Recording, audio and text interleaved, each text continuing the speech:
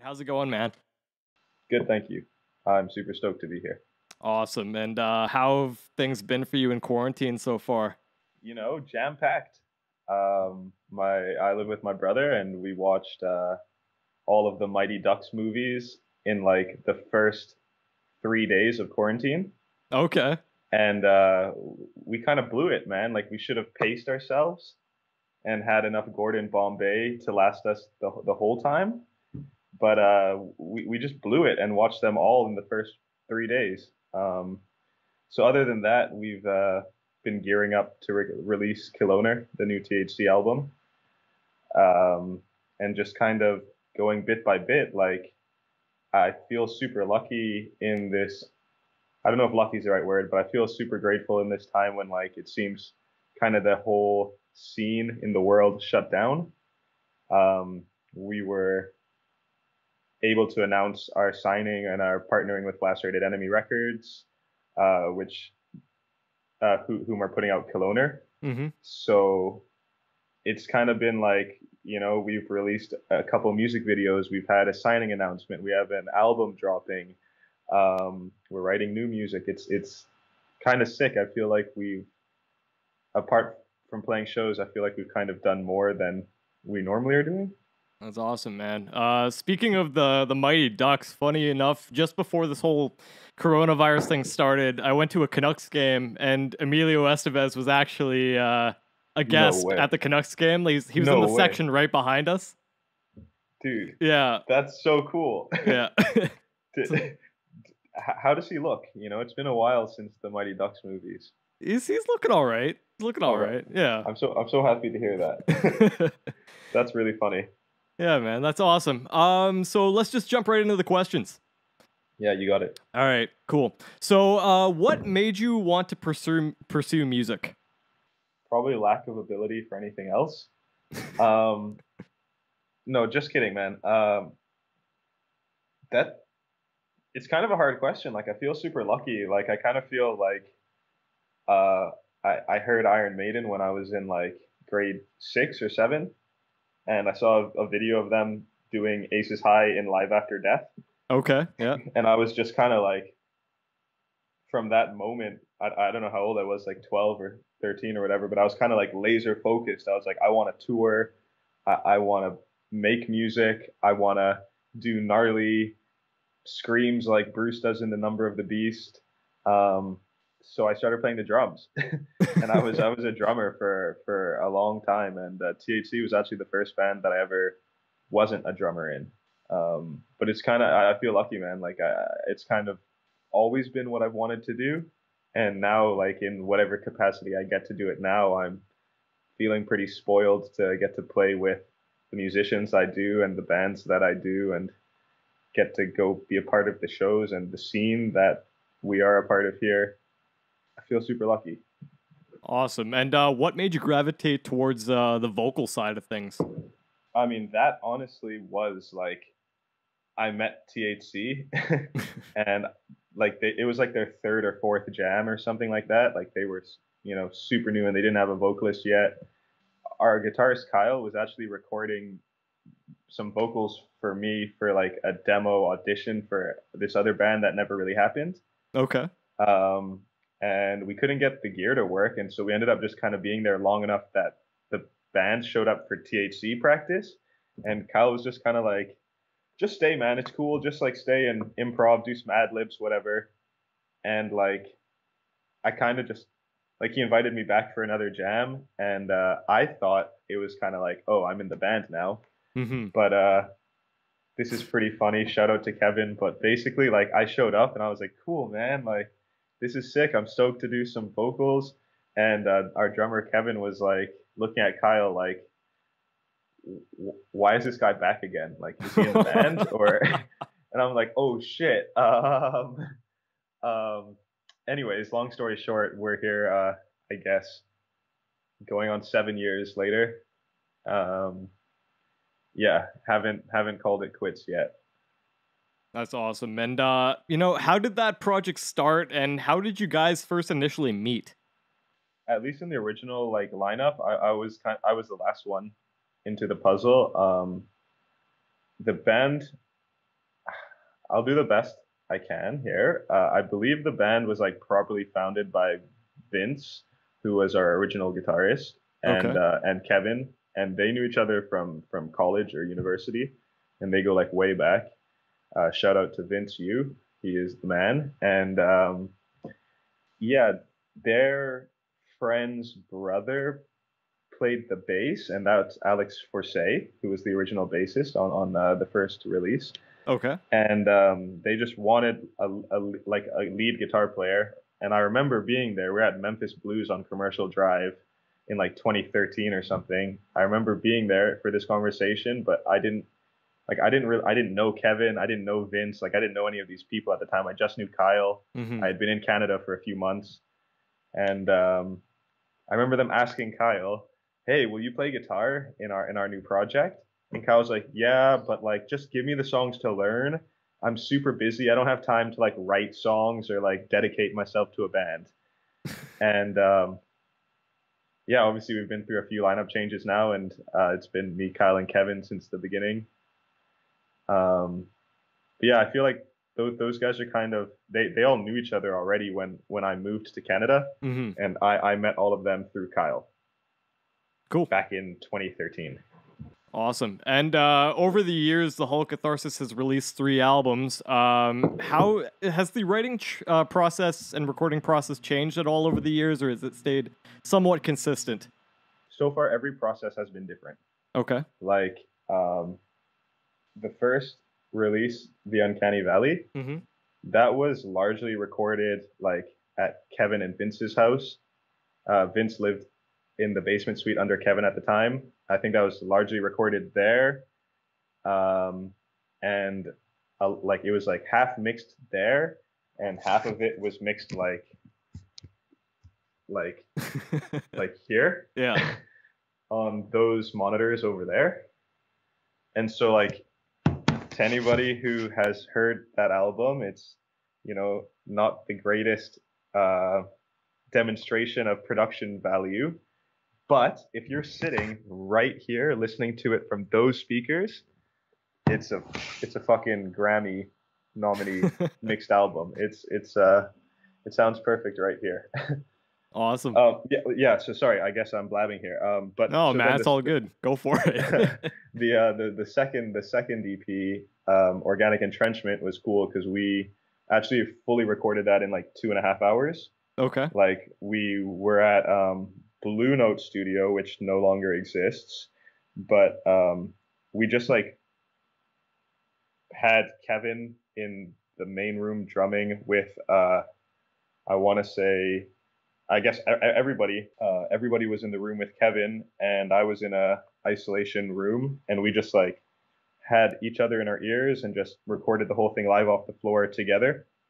So I want to say like there's a couple super minor dubs, but for the most part, like what you hear is what we played, Nice. which was a really cool experience.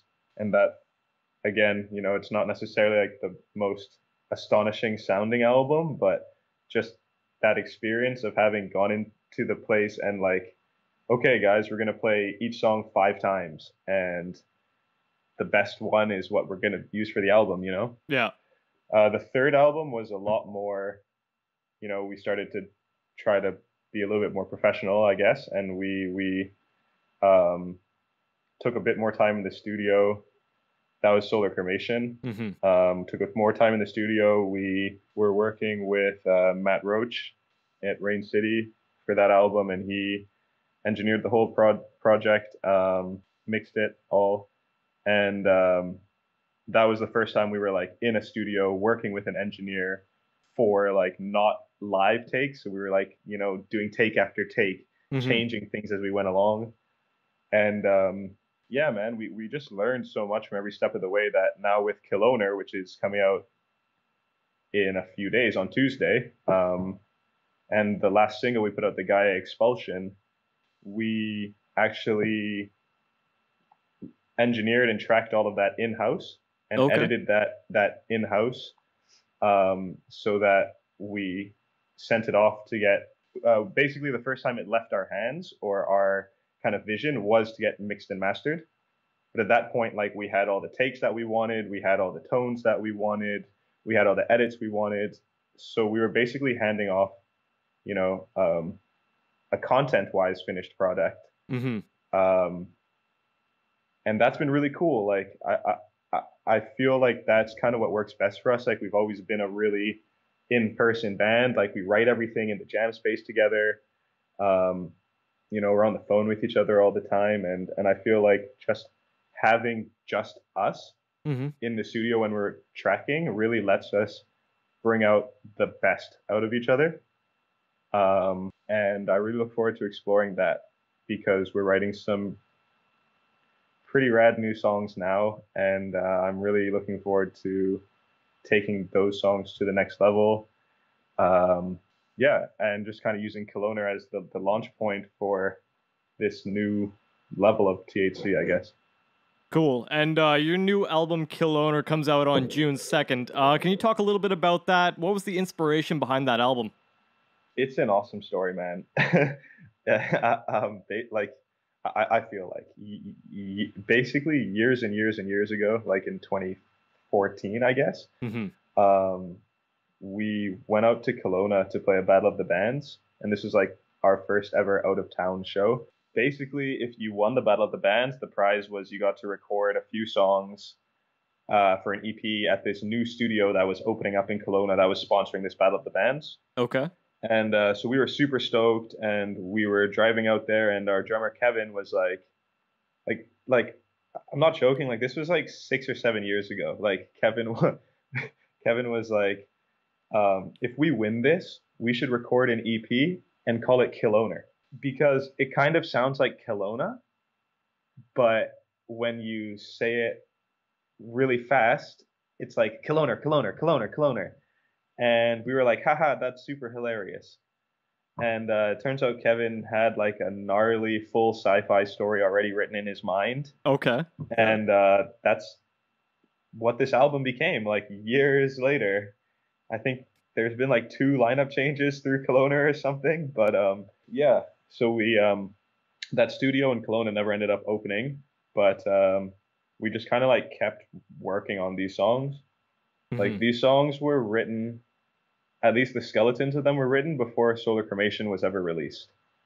So like these songs we've been working on for a long time, and at least for me, it's like definitely the most proud I've ever been of anything I've ever made or been a part of. It just kind of feels like super us, I guess. And I hope that people feel that way too. Like I hope when people listen to it as a, full one piece of music that it was written as, I hope people kind of feel our hearts or feel the kisses that we put into it. That's awesome. I look forward to hearing it. Do you want to take a second just to talk about the new additions to the band? Fuck yeah, Cool. absolutely. I mean, Claire and Michael are rad. Like I love everybody who's ever been a part of THC. Anybody who's ever contributed, filled in, played a show. The whole family is awesome, and I just feel like it's kind of special to have such a rad family tree like that. But in saying that, I kind of feel like somehow the planets aligned, and Michael and Claire like showed up into our lives. Like we we we reached out to Michael in like 2014 or so when he was playing with Witch of the Waste. Okay. We reached out to him to see if he wanted to play in THC, and at the time he was super busy. Witch of the Waste was putting out their second album, and things were taking off, so it didn't work out at the time. But we kind of always loved his super frantic, super chaotic, just gnarly style. Not to mention being like the most positive, nicest person ever. Um, and so when we reached out to him, it was kind of perfect because I think he was looking for something to do, Mm-hmm. or at least a project to play more shows with at the time. And we just kind of gelled really, really well. And pretty much around the same time, or if not like a month before, we played a show at somewhere, and that's the first time we ever met Claire. Okay. Because she was selling some of her paintings there. But basically, we played the set, and like a week later, she sent an Instagram message to the band just being like, "Yo, I don't know if you're looking for a second guitarist, but I feel like you guys would be sick with a second guitarist," or something like that. Maybe I mentioned we were looking in passing. I can't really remember, but basically it was like, fuck yeah. And we set up a couple jams, and it was just kind of like, this person is one of us. Both of them, you know? Yeah. And since joining forces, I feel like we've really been able to pick up the paces and like really kind of attack our vision and what we've always wanted to do. And I feel like we're able to do that with everyone more on the same page than ever before. Mm-hmm. So expect more, more video content, more musical content, more live shows, more touring. We're stoked. Awesome. And from the singles you've released so far from Kill Owner, I've noticed a pretty heavy slam influence that you guys have thrown in there recently. Can we expect a lot more of that throughout the new album? What's slam? Dude, I am super stoked that you picked up on that because I mean, okay, like Cloner was written before Claire and Michael were in the band. Okay. Like they both play on the album, and they added like really sick elements to it, but Mm-hmm. the base of the music was written quite a few years ago. And around that time I was super getting it, well, not getting into, I was like super, ultimately I feel like I was super tired of tech death, and I was just like going backwards. Like I was going like into the most caveman, chunky, vegetable brain slam possible. And Mm-hmm. I was just like, just so in the thick of it. And I just kind of like forced it on everyone in the band. Okay. And like at first, it was like a great inside joke with THC, just kind of like grooving. But man, I tell you, a couple tours into it, and everyone was fucking so into it. Everyone was so down.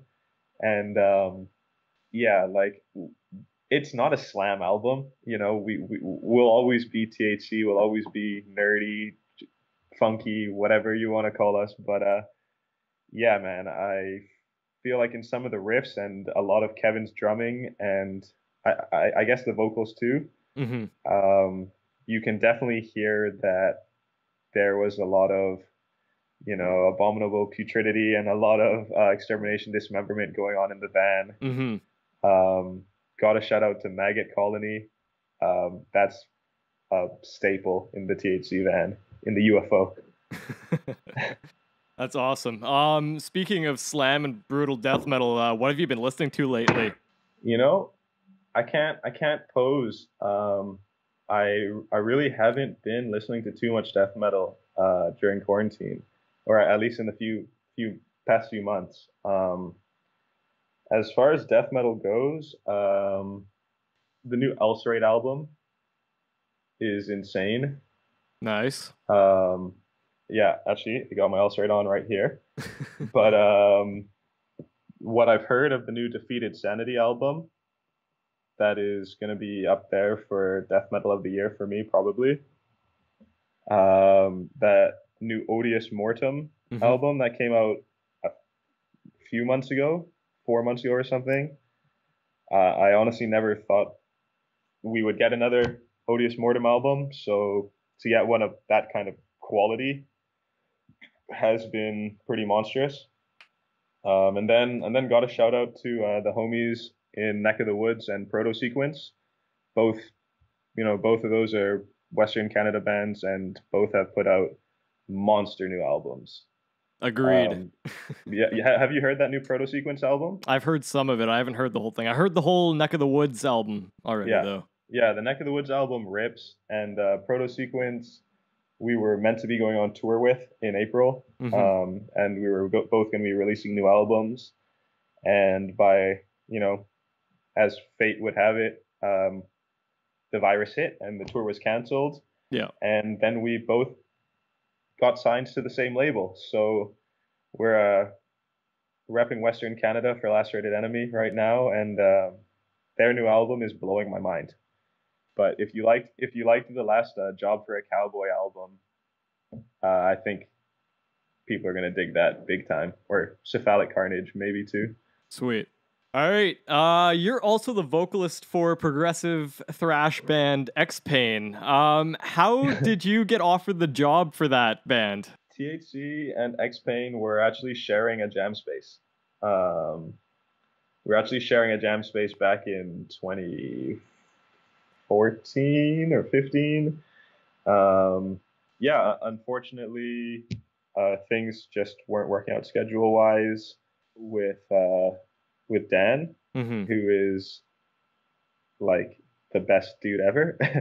um, and just I think just kind of out of kind of convenience. Like I already had all my shit in that jam space. I already somewhat knew those guys just from running into them all the time. I was a big fan of the band, and so Pat texted me one night and offered me $60,000 to do a show with X Pain, and he still owes me about $59,000 and five. You know, he has bought me a lot of food and drinks over the years, but he still owes me about $59,000. But yeah, man, like I was super stoked. I just like at that point I'd been in Canada for like a year, and I just wanted to play as many shows as possible. And at the time, I was kind of like X Pain was like this sick band in the scene, Yep. uh, and I was just like, fuck yeah, man. And then it turns out that they're all like degenerates like me, and we all got each other's jokes and stuff, and I guess it just worked out really well. And yeah, we've been doing it ever since. Yeah, X Pain has a bunch of new songs that are nearing completion. Yeah, we haven't been together for a minute here, but I think it is the raddest shit that the band has ever made. And since you joined Expain, you guys have released an album and an EP. Now, how does the writing process compare from the Hallowed Catharsis to Expain? I feel like they're super different. As far as writing metal goes. Like I feel like with X Pain, you can really hear like the Pat Peeve sound. Okay. Like I feel like with every riff that you hear, it just kind of has like this Pat Peeve stamp of approval almost. Pat once described it to me as he never puts a riff in a song if he can't whistle it. When he writes songs, if he can't whistle a riff, then he's like, no, it's not good enough. Like it can be tech and proggy and flashy, but it has to be catchy, and you have to be able to whistle it. And that kind of really opened my eyes to how he came up with riffs. But him and Ryan, man, like they really get together. At least as long as I've been in the band, their first album is so awesome. I'm such a huge fan of that album, and I wasn't in the band when they made it, but as long as I've been in the band, anyways, Pat and Ryan have really put their heads together, and they just kind of have this super free flowing, weird, fast sound Mm-hmm. that like I say, new guys, they've been in the band for like 2 years now, but both Matt Chanway and Max, they fit in super well. Like they kind of got this like catchy, super tech kind of shredding, and we're just like, excuse me, we're just like bam, click, boom, here we go. And it's yeah, again, man, like I'm saying with THC, it's a real blessing to play with. Cool. All right. So after touring with both bands over the years, I'm sure you've had some interesting stories and from the road that you can share. I love this question because it like immediately my mind thinks of so much stuff, and I'm like, I don't know if I can legally tell, like, I don't know if I can tell this story and Yeah. like still be friends, you know? But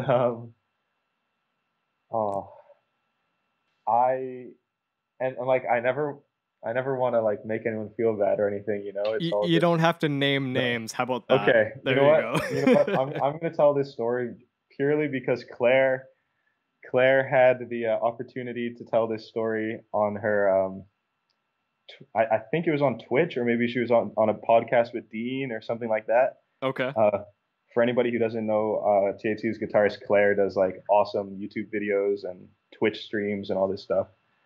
But okay, so in August, THC we just did like a short little tour. Like it was just to Alberta and back. I think 6 or 7 shows. Okay. But we stayed in this one house. I won't name any names, won't name any cities or anything like that. But we stayed in this one house where there was like kind of a house party vibe going on. Yeah. Like it wasn't crazy, but people were like up, drinking, smoking, whatever. And it was super nice. The person from the house, or sorry, the person who owned the house, they were super gracious and let the whole band crash there and park our van on their property, so we're all safe and everything. But Mm-hmm. we basically get in the house and we like kind of meet everyone, and it's pretty late. It's after a show, so we just want to unwind. And they kind of like take us down the hallway and open what looks like a bedroom door. Okay. And when they open that door, it's like half a bedroom, but then a staircase down into like not a basement. It's just there's a bedroom downstairs. Okay. It's like super weird. It's just like you're in a house and you just go into a bedroom, and in that bedroom is just a staircase to a bedroom in the ground.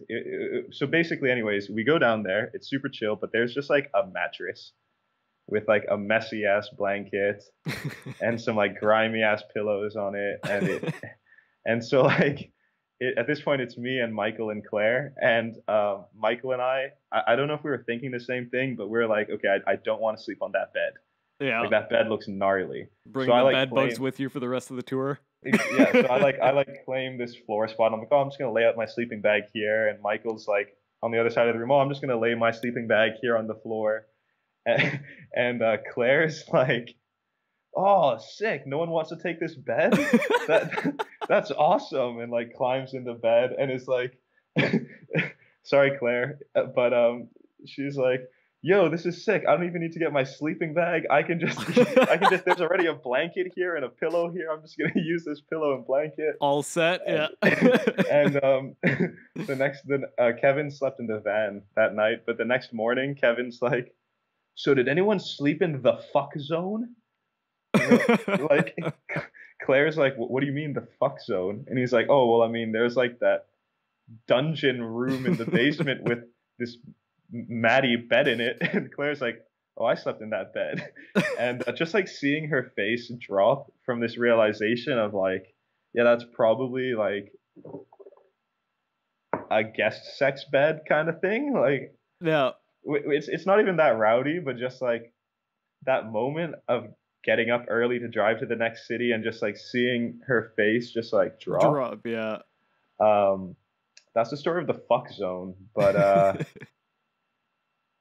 man, I feel like that's just kind of like the story I thought of most recently.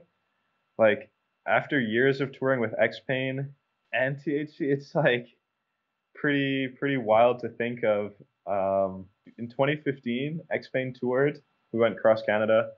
We were gone for like 4 weeks or 4 weeks or something. I think it was our longest tour ever.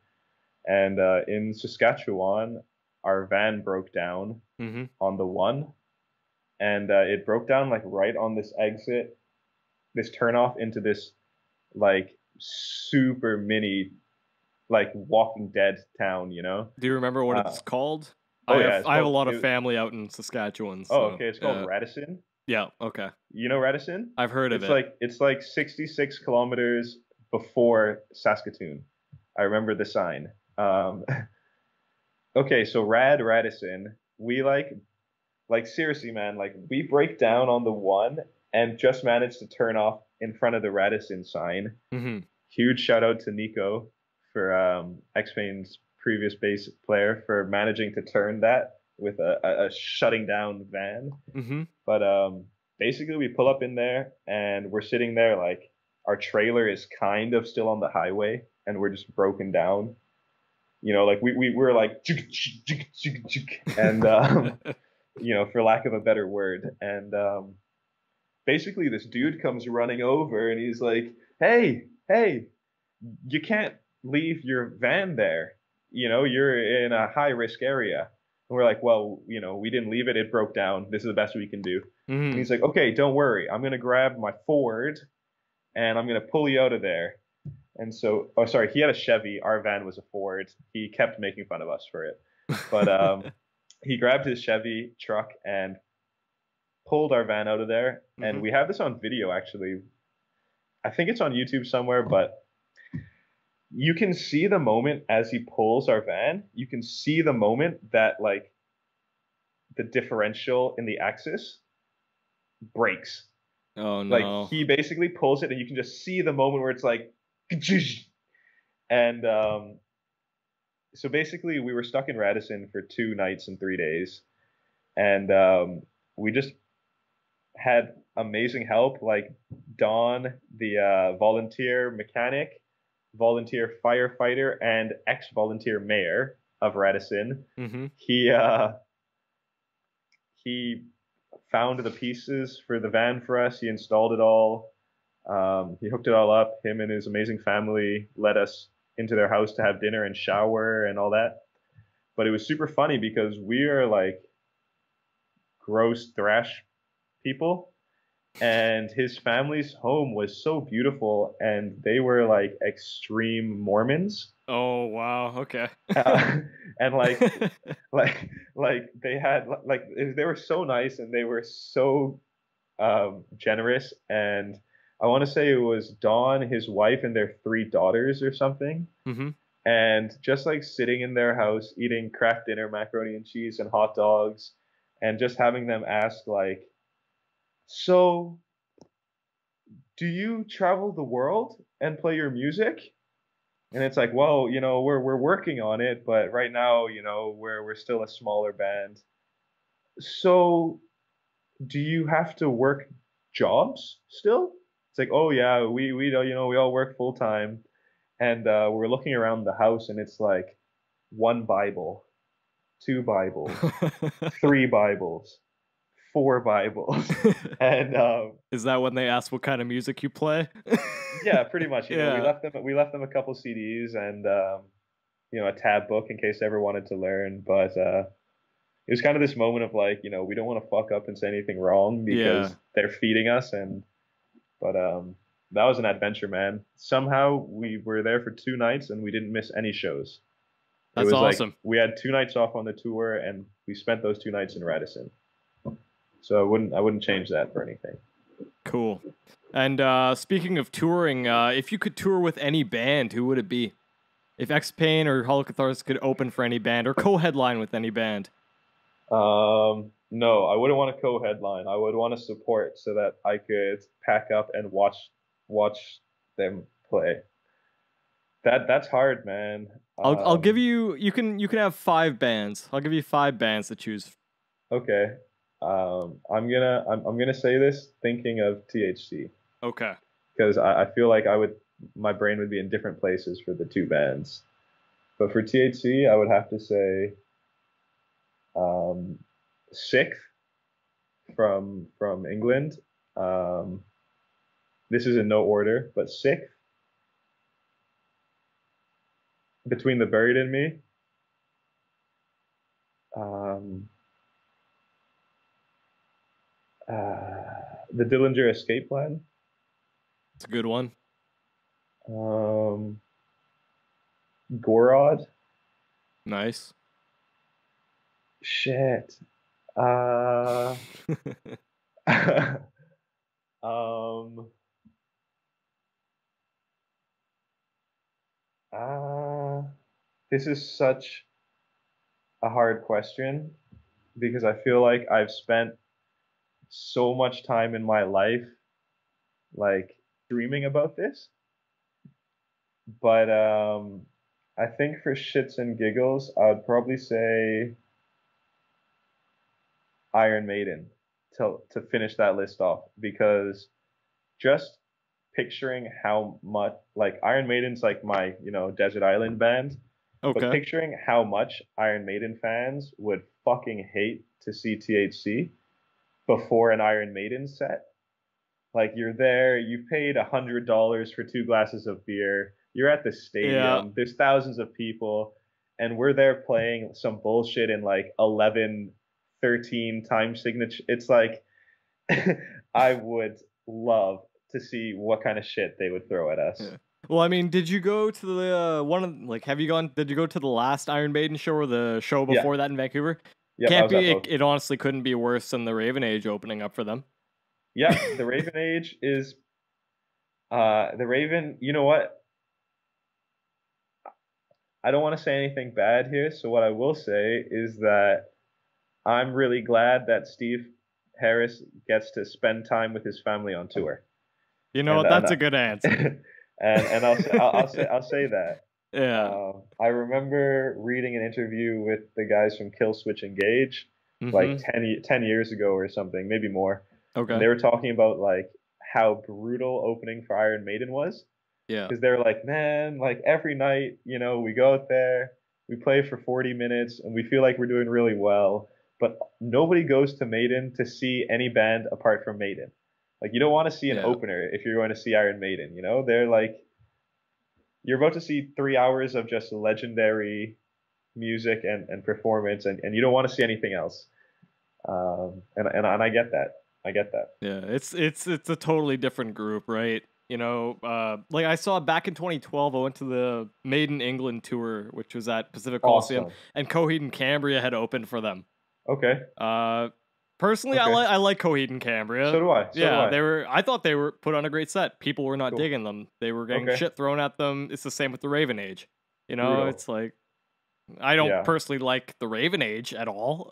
But No, me neither. yeah, but Yeah, it's yeah, it would yeah, suck to get booed and whatnot. I get that. yeah. At the same time, man, I feel like that can fuel you. Like I feel like if I went on tour for like a month with Iron Maiden and just had the shit kicked out of me every night, Yeah. I feel like then if I did like a tour a million times smaller with, if I did like a rickshaw sized tour with the Dillinger Escape Plan, Mm-hmm. I feel like I would go so hard every night after being booed off stage every night. And I'm like, you know what? I could do that. I feel like that would be a cool trade off. You'd be like invincible after that. Mm-hmm. All right, man. To finish things off, is there anything that you'd like to talk about that we haven't covered yet? No, man. Honestly, like, you know, I just want to say like thank you to anybody who has ever supported THC or Expain or any of the shows, or ever bought a shirt or come to a show on tour or helped us in the studio or mixing, mastering, artwork, doing interviews, or giving a shit and wanting to talk to me. Um, yeah, man. Like I grew up in China and Asia, or I guess I grew up in China and different parts of Asia, and I never had a chance in my dreams to play music or do anything like that. And I know that what we're doing is at a small level, but I'm just super grateful to be doing it. And I'm super grateful to have met so many rad people along the way, and people who like to nerd out about metal as much as I do. So yeah, I'm stoked, man, and it's been awesome to chat with you about what's going on. Yeah, man. Likewise, likewise. And where can people find you online? You or Xpain, Hulk Catharsis? Um, I'd say Instagram is the best place. Instagram or Facebook. Um, yeah, for THC, for the Hallowed Catharsis, you can find us anywhere at THC Death. You can find us on Bandcamp at THC Death, THC Death on Facebook, THC Death on Instagram. Um, Xpain, I would say Facebook is probably the best place to reach out. And yeah, anybody who ever wants to shoot the shit or anything like that, shoot me a message on Instagram at the wretched Sean, because I'm always down to chat or nerd out about whatever. Awesome, man. Well, I appreciate you taking the time to talk to me, and I look forward to seeing you back up on stage sooner than later. And Yeah, I can't wait. thanks. Have a good one. Yeah, it's been a pleasure, Jay. Thanks a lot. Take care.